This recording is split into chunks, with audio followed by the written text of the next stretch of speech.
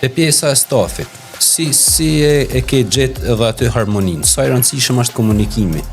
Unë thënë vërtetën gjithmonë e them që një skuadër nuk drejtohet me frikë, por drejtohet me komunikim. Munohem që me kanë shumë e drejtë edhe njerëzore në lidhje me çdo lloj situata dhe me çdo lloj punonjësi që ne kena, domethënë.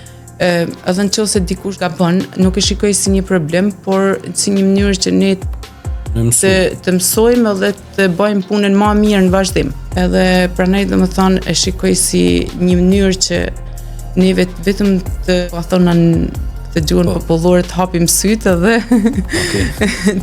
të vazhdojmë, si thonë, të përmirësohemi te ajo pjesa. Por sa i përket pjesës skuadrës, si më thonë, jam edhe tolerante, por primare kam disiplinën e punës.